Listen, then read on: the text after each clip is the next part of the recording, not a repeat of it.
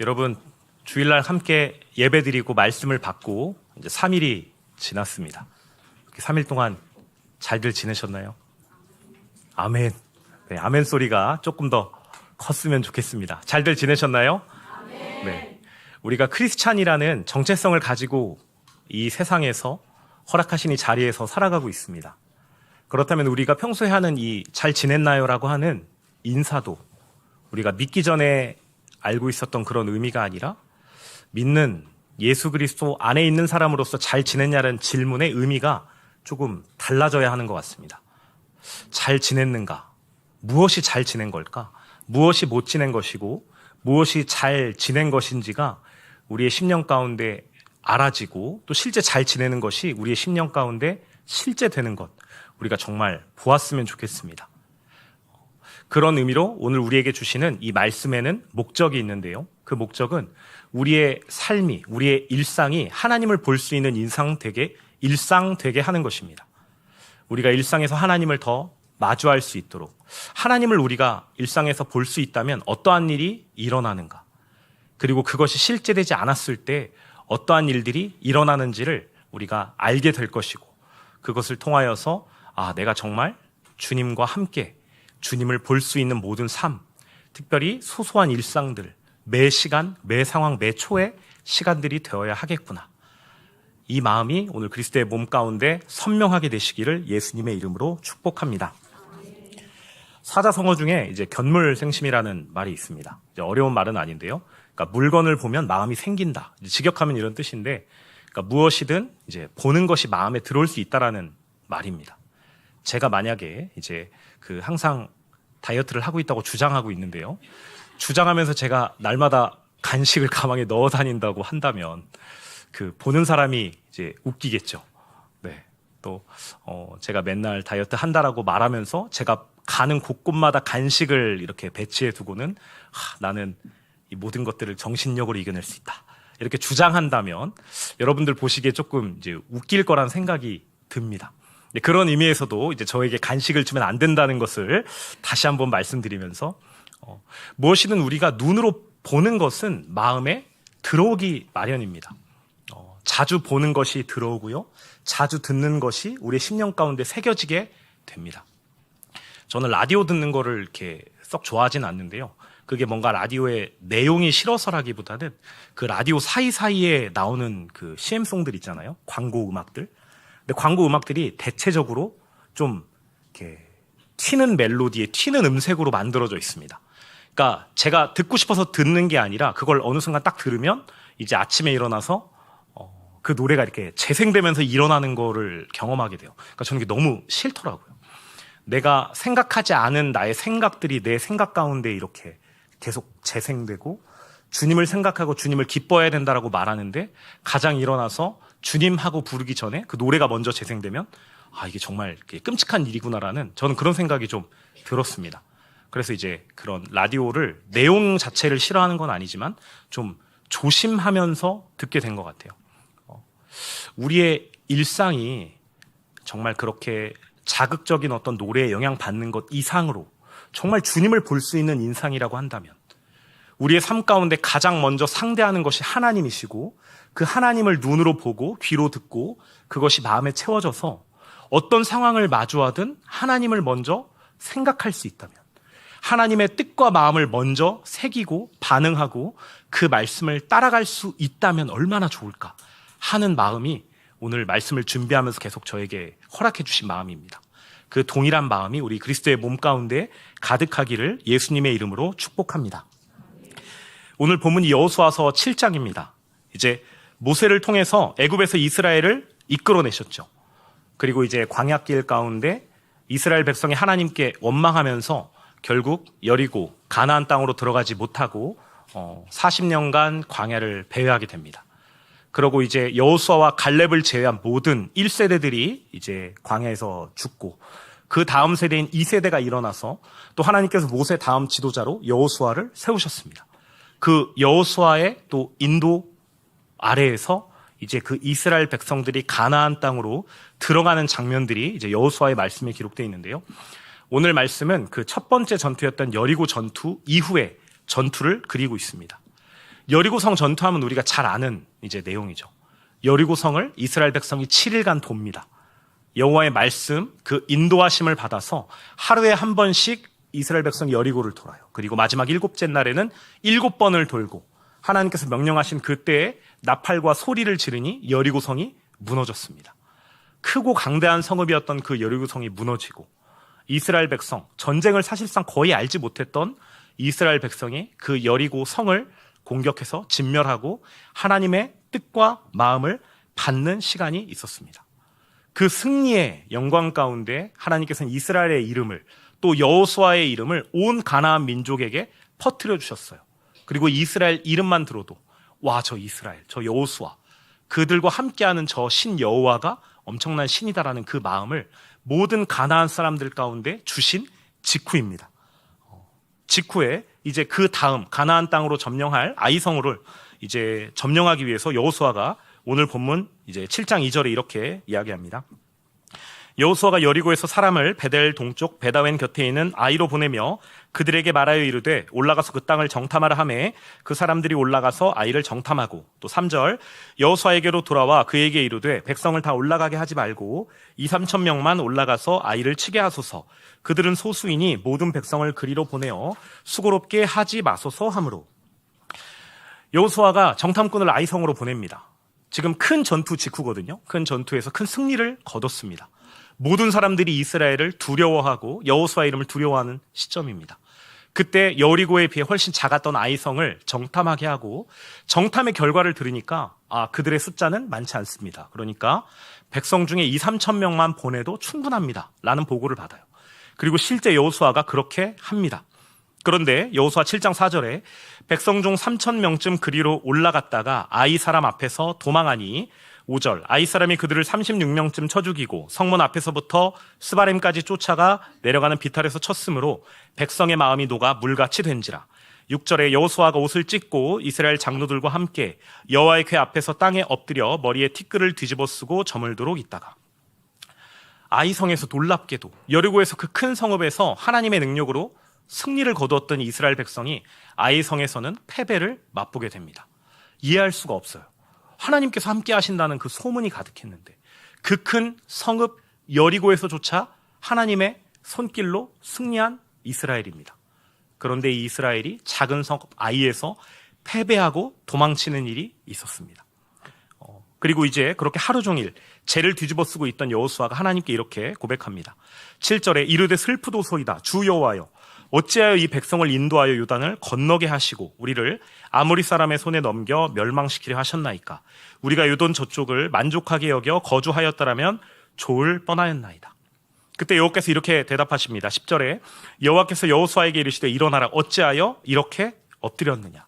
그것은 이스라엘이 범죄하여 내가 그들에게 명령한 나의 언약을 어겼으며 또한 그들이 온전히 바친 물건을 가져가고 도둑질하며 속이고 그것을 그들의 물건 가운데 두었느니라. 하나님께서 왜 아이성에서 패배했는지를 말씀해 주십니다. 여호와께 바쳐진 그 물건을 이스라엘 백성이 도적질하고 그것을 그들 가운데 둔 것이 원인이라고 말씀하십니다. 여호와께서 여호수아 6장 18, 19절에 그것에 대해서 자세히 말씀하시는데요. 너희는 온전히 바치고 바친 것 중에 어떠한 것이든지 취하여 너희가 이스라엘 진영에 바치는 것이 되게 하여 고통을 당하게 되지 아니하도록 오직 너희는 그 바친 물건에 손대지 말라. 은금과 동철 기구들은 다 여호와께 구별된 것이니 그것을 여호와의 곳간에 드릴지니라 하니라. 이렇게 말씀하셨어요. 그런데 이스라엘 백성이 여리고를 점령하는 과정 가운데 모든 것을 진멸하고 은금은 여호와의 것으로 구별하라고 하셨음에도 불구하고 그 중에 이스라엘 중에 그 물건을 도적질해서 가지고 있는 사람이 있다는 것입니다. 여호수아는 그 이후로 하나님께 세세한 지침을 듣습니다. 모든 지파를 나오게 해서 제비를 뽑아서 그 중에 한 족속을 뽑게 하고 한 족속이 뽑히면 그들 중에 한 가족을 뽑게 하고 그들 중에 형제들이 나와서 한 남자가 뽑을 때까지 제비를 뽑으라 말씀하십니다. 그래서 유다 지파가 뽑히고 유다 지파가 나온 가운데 세라 족속이 뽑히고 또 그 가운데 삽디 가족이 뽑히고 그 가운데 모든 남성들을 데리고 앞으로 나와서 제비를 뽑으니 아간이 뽑혔습니다. 그 아간에게 여호수아가 질문합니다. 너 무슨 짓을 했느냐? 무슨 짓으로 하나님께서 우리에게 이렇게 진노하시게 했느냐? 그것을 빨리 자백해라라고 하니까 아간이 자신의 그 노력한 것들, 훔친 것들을 이야기합니다. 오늘 본문 21절에 내가 노력한 물건 중에 시날산의 아름다운 외투 한 벌과 은 200세겔과 그 무게가 50세겔 되는 금덩이 하나를 보고 탐내어 가졌나이다. 보소서 이제 그 물건들을 내 장막 가운데 땅속에 감추었는데 은은 그 밑에 있나이다 하더라. 여호와께서는 분명히 그 모든 여리고의 것들이 여호와께 바쳐진 것이라 말씀하셨습니다. 그리고 진멸할 것과 여호와께 구별할 것을 분명히 말씀하셨어요. 그런데 아간은 그곳을 점령하면서 자신의 눈에 들어왔던 그 시날산 아름다운 외투 한 벌, 은 200세겔, 금 50세겔에 해당하는 금덩어리 하나를 보고 마음이 동합니다. 그리고 그것을 숨겨 두었습니다.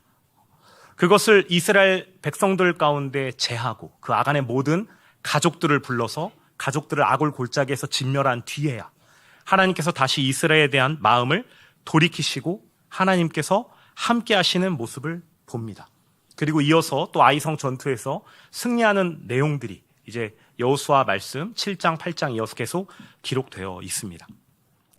여러분, 우리가 이것을 보면서 하나님의 것을 훔치면 안 되는구나. 하나님의 말씀을 잘 들어야 하는구나. 라는 교훈, 말씀을 얻을 수 있어요. 그러나 사실 여기서만 그치지 않고 실상 하나님께서 이 이스라엘 백성들과 여호수아에게 주시는 하나님의 더 깊은 마음이 숨어 있습니다. 오늘 본문 11절에 이렇게 기록합니다. 이스라엘이 범죄하여 내가 그들에게 명령한 나의 언약을 어겼으며 또한 그들이 온전히 바친 물건을 가져가고 도둑질하며 속이고 그것을 그들의 물건들 가운데에 두었느니라. 여호와께서 지금 이 이스라엘 백성에게 말씀하신 것이 이것입니다. 지금 문제는 너희가 나를 속여서 그 물건을 그들 가운데에 두었다는 것입니다. 무엇인가가 이 아간이 훔쳤던 그 시날산의 외투 한 벌, 아름다웠던 외투 한 벌, 그 은과 금을 그들의 그 아간 족속, 아간 가정, 아간의 집, 자신의 물건들 가운데에 두었다라고 지금 기록하고 있습니다. 여러분, 사람은 가장 중요한 것을 이제 가운데에 두기 마련이죠. 제가 예전에 그 처음으로 아르바이트를 했던 이제 시기가 되게 오래 전인데요. 대학교 1학년 때 처음으로 아르바이트를 하고 그 월급을 받았습니다. 근데 제 수준에 그렇게 큰 돈을, 물론 뭐 지금 생각하면 막 큰 돈은 아닌데 그 큰 돈을 제가 받은 게 이제 그때 현금으로 받았거든요. 처음이었던 거예요.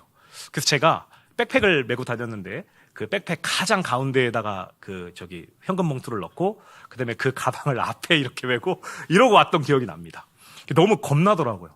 그러니까 제 나름대로 이제 큰 돈을 처음으로 들어봤을 때였는데 소중한 것들을 그렇게 중앙에 품고 있듯 사실 이 아간이 품었던 것은 그 모든 것보다 가장 중요한, 나에게 가장 중요하고 가장 들킬 수 없고 가장 내가 가지고 싶어하는 그 가치를 지금 그 물건 가운데에 둔 것입니다. 그런데 또 12절에 이렇게 말씀합니다. 12절 하반절에 그 온전히 바친 물건을 너희 중에서 멸하지 아니하면 내가 다시는 너희와 함께 있지 아니하리라. 이렇게 말씀하십니다. 하나님께서는 지금 아간이 그 훔친 것을, 그 물건 중앙에 놓은 것을 말씀하시면서 이것을 너희에게서 진멸하지 아니하면 내가 다시는 너희와 함께 하지 않겠다라고 말씀하십니다. 하나님의 본심, 하나님께서는 사실 우리 중심 가운데 있기를 원하시고 우리의 가장 중요한 것이 하나님 외에 다른 어떤 것이 아니라 정말 그 하나님 자신, 하나님 본인을 우리에게 주고자 하시는 그 마음을 우리에게 보여주시는 것입니다. 그런데 아간은 그렇지 않았습니다. 하나님의 놀라운 손길과 역사를 경험한 직후였음에도 불구하고 여리고를 무너뜨린 주님의 영광 가운데 그 하나님의 손길을 보았음에도 불구하고 하나님이 아닌 그 자신이 눈으로 본 것들을 마음에 채워 놓은 것입니다. 여러분, 아간은 하나님의 역사를 본 사람입니다. 여리고성이 무너질 때 아간도 그 자리에 있었습니다. 여리고를 7바퀴 돌 때 매일 한 바퀴씩 돌고 마지막 7바퀴를 돈 그날 소리를 질러 함성을 지르고 나팔을 불 때 여리고가 무너지는 그 장면을 보았습니다. 여리고에 들어오기 직전 요단강을 건널 때 모세와 함께 홍해를 가르는 역사를 일으키셨던 주님처럼 그 요단강을 가르는 주님의 이적을 본 사람입니다. 여리고에서 그 자신이 눈에 보기 좋은 그 외투를, 그 은과 금을 발견했을 때 아간의 마음 가운데 하나님이 생각나지 않은 것은 분명히 아니었을 거예요. 분명히 하나님의 손길을 경험한 사람이었습니다. 하나님의 역사와 하나님의 능력을 본 사람이었어요. 그렇다면 반드시 하나님께서 명령하신 그 명령 또한 기억났을 것입니다.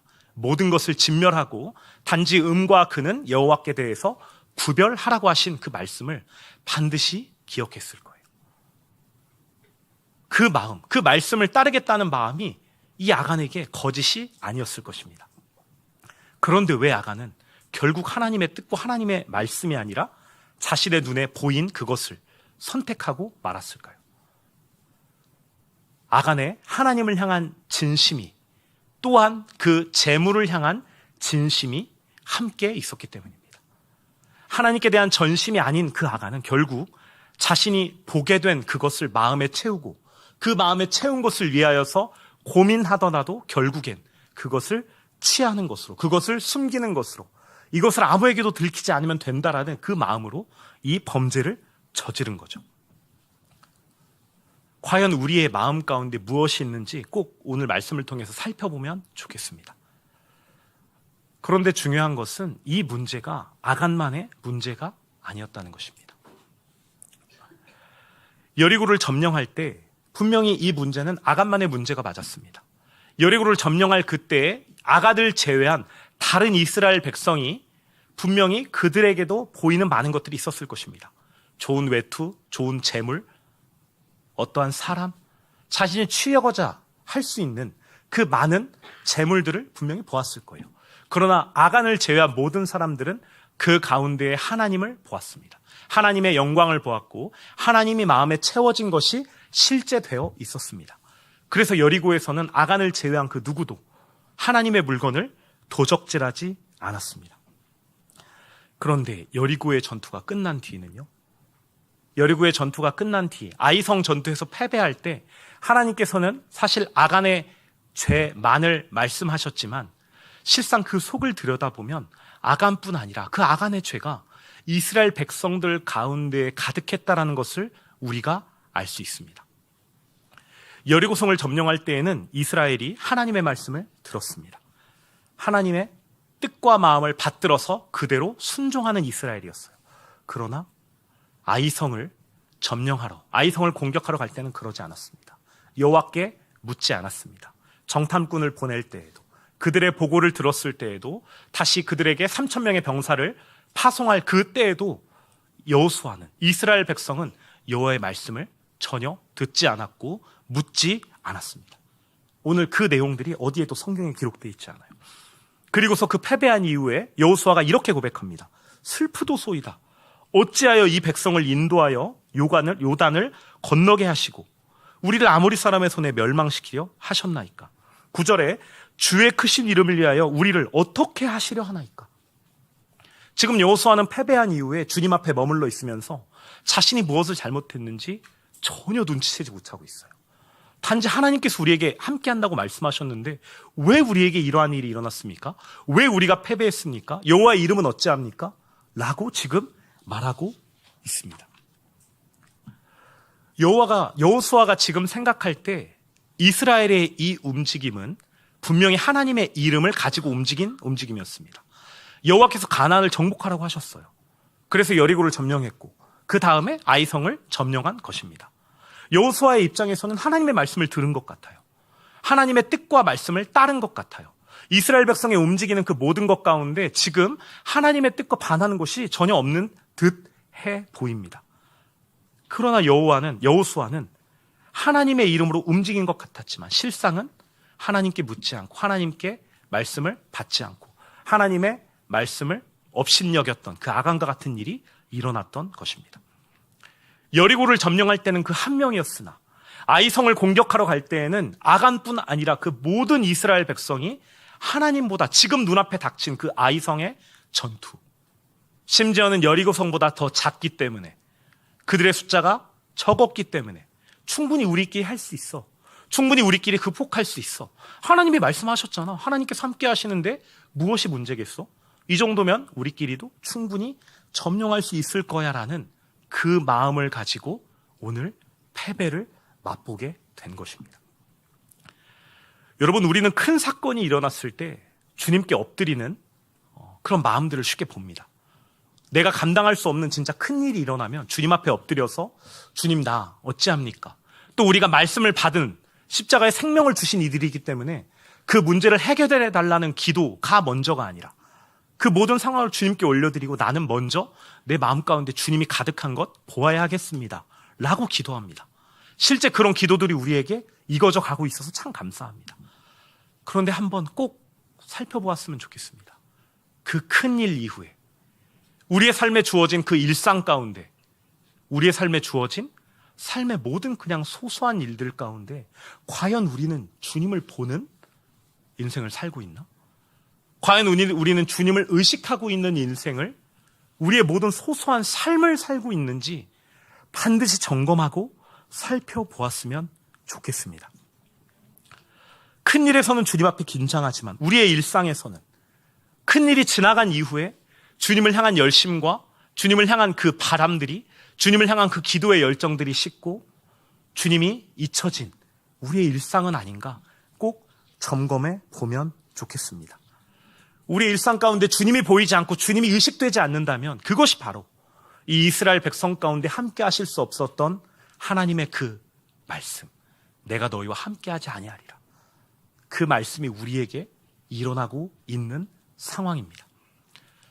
여러분, 우리가 어찌해야 합니까? 우리의 모든 일상 가운데 허락하신 우리의 아이성 전투들, 우리의 손으로 능히 감당할 수 있을 것 같은 그 사소한 일상들, 아침에 일어나서 씻고 밥 먹고 출근하고 학교를 가고 공부하고 일하고 그냥 그 모든 사람을 대하는 그 소소한 일상들, 우리에게 어렵지 않아 보이는 그 일상들이 정말 주님께 드려지는, 주님이 보이는, 주님의 말씀에 귀를 기울이고 주님께 온 의식을 집중할 수 있는 우리의 모든 일상, 어떻게 하면 될 수 있을까요? 여러분, 우리는 주님을 볼 수도 만질 수도 없습니다. 그러나 우리에게 믿음을 허락해 주셨습니다.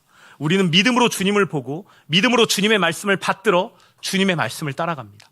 세상 가운데에선 이렇게 해야 돼, 이렇게 쳐서 해야 돼, 이렇게 무언가를 이루고 갖춰야만 된다라고 말하지만 실상 우리는 믿음으로 하나님께서 모든 걸 주관하셔. 우리가 해야 할 것은 우리의 마음과 생각을 주님께 드리고 주님을 주목하고 바라고 우리 의식 가운데 주님을 채우는 것이야 라고 하는 그 믿음을 주님께서 우리에게 어떻게 주셨습니까?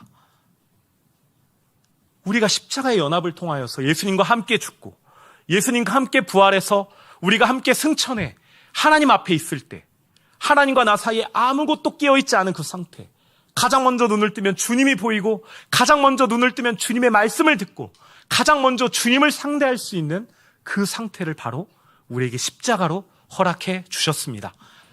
우리 그 십자가의 연합이 우리 일상 가운데 계속해서 확인되고 선포되기 원합니다. 여러분, 우리의 삶에 정말 그 기도가, 나 예수님과 연합해 십자가에서 죽었습니다, 실제되게 하옵소서. 나 예수님과 십자가에서 함께 부활했습니다, 실제되게 하옵소서. 나 예수님과 함께 승천하여 주님 앞에 있습니다, 실제되게 하여 주옵소서. 이 기도가 우리의 삶에 계속 이어지면 좋겠습니다. 그래서 우리가 꼭 주님 앞에 무시로 기도하고 무시로 기도하기 위하여서 꼭 정시로 주님 앞에 마음을 드리는 훈련들이 이어지기 원합니다. 알람 맞춥시다. 함께 알람 맞추고 기도하고 주님께 정말 긴 시간이 아니더라도 내가 또 주님을 의식하지 못했구나, 다시 돌이키고 다시 자기를 부인하고 다시 십자가를 지고 주님을 붙드는 그 주와의 연합이, 예수님과 같아진 그 예수님으로 기도한다라는 그 의미가 우리에게 정말 실제되었으면 좋겠습니다. 그 소원이 우리 그리스도의 몸 가운데 정말 가득 익어져서 주님을 정말 볼 수 있는 우리, 정말 배는 게 없는 인생이 아니라 배는 게 없이 주님 없이 그냥 일상을 살아가는 그 아이성과 같은 잘못을 저지르는 우리가 아니라 정말 주님을 볼 수 있는 우리 그리스도의 몸 되시기를 예수님의 이름으로 축복합니다. 아이성의 패배를 경험했던 여호수아는 그 다음부터 정말 주님의 말씀을 주목하는 모습을 우리가 보게 됩니다. 오늘 본문 이하로 여호수아서 7장, 8장을 쭉 읽다 보면 여호수아가 얼마나 주님의 말씀에 반응하려 애썼는지를 모든 곳 가운데에서 볼 수 있습니다. 아이성 가운데 하나님께서 말씀하십니다. 병사를 매복하라, 이렇게 작전을 세워라. 실제 그것을 행하고 그 작전을 백성들에게 선포하면서 이렇게 우리가 할 것이다. 이것은 여호와의 말씀이다. 내가 너희에게 명령하였느니라. 그것을 계속해서 반복해서 말합니다. 우리가 여호와의 말씀을 받들어야 한다라고. 그리고 실제 주님의 손길로 아이성 가운데 주님에게 승리하시는 그 영광을 경험합니다.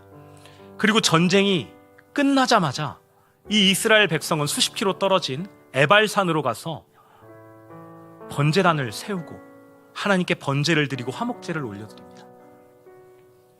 상식적으로 생각해보면 전쟁의 승리 이후에 그렇게 장거리를 이동하는 것은 언제든지 다른 백성들의 침공을 받을 수 있는 위험한 상황이었습니다.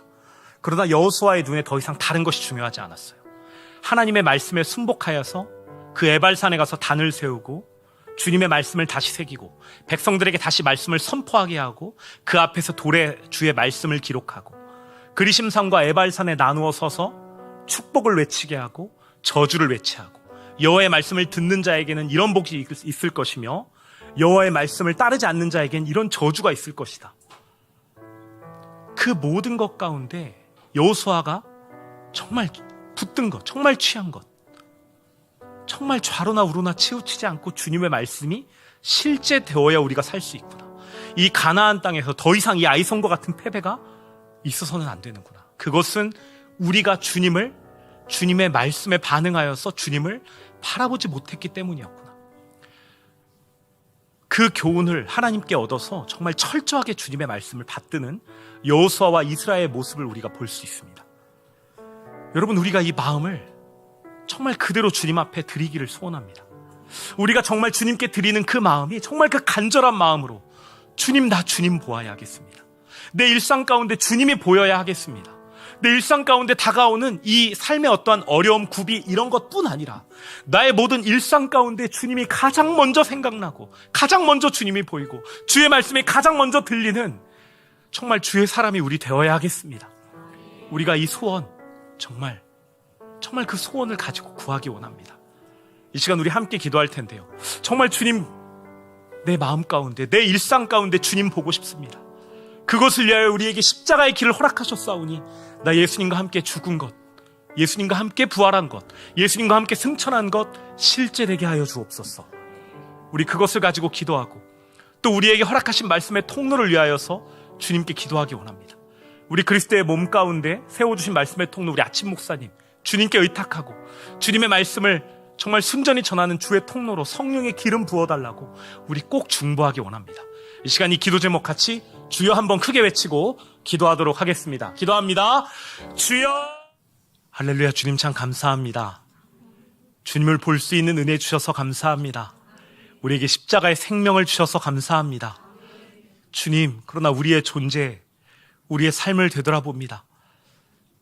주님을 붙드는 것 같았으나, 큰일 가운데 주님을 부르고 십자가를 선포하는 것 같았으나, 우리의 작은 일상 가운데, 우리 아무것도 아닌 그 어떠한 일들 가운데 나 스스로 할 수 있다고 주님을 생각하지 못했던 우리의 시간, 우리의 일상을 주님께 돌이켜 회개합니다. 주님 정말 긍휼히 여겨 주옵소서. 우리 주님을 정말 보기 원합니다. 모든 시간 가운데 주님이 보이기 원합니다. 우리에게 십자가 연합을 허락하여 주셨사오니 우리 예수님과 연합해 십자가에서 죽었습니다. 실제되게 하옵소서. 예수님과 연합해 부활했습니다. 실제되게 하옵소서. 예수님과 연합해 승천하여 하늘 보자 주님 보는 그 얼굴 앞에 있습니다. 실제되게 하옵소서. 그렇게 주님과 나 사이에 아무것도 끼어있지 않아 주님을 보고 주님의 말씀을 듣고 주님을 기꺼이 따라갈 수 있는 인생으로 우리를 불러주셨습니다. 이것 날마다 실제되도록 기도하고 소원하며 주님 앞에 간절한 마음 올려드립니다. 때를 정하여 기도하고 무시로 기도하고 여호수아가 그러했듯 우리 최고의 사랑으로 그렇게 주님을 보는 은혜에 더하여 주옵소서. 주님, 그런 일상을 주님께 의탁하며 또 그리스도의 몸 가운데 세워주신 우리 목사님 주님께 의탁합니다. 주님의 성령으로 기름 부으셔서 주의 말씀을 전하는 순전히 흘려보내는 주의 통로로 함께하여 주옵소서. 선포되는 말씀 모든 자리마다, 모든 교제의 자리마다, 모든 함께하는 주의 생명이 흘러가는 자리마다 주여 함께하여 주시고 주님의 마음과 생각 흘러가는 그 십자가의 생명 보는 기쁨 더하여 주옵소서. 우리의 마음, 우리의 삶 가운데, 우리의 모든 일상 가운데 주의 보혈을 덮습니다. 예수 그리스도의 능력의 보혈을, 치유의 보혈, 속죄의 보혈을, 저주를 끊으신 보혈을, 수치를 담당한 보혈을 우리의 삶과 우리의 마음 생각과 또 우리의 모든 일상 가운데 그 보혈을 쏟아 붓노라. 그 누구도 손도 대지 못할지어다. 그 순간에, 그 모든 시간, 매시, 매분, 매초마다 주님을 기억하고 주님을 볼 수 있는 그리스도의 몸으로 기름 부어 주옵소서. 감사드리며 사랑하는 예수님 이름 받들어 기도드립니다. 아멘.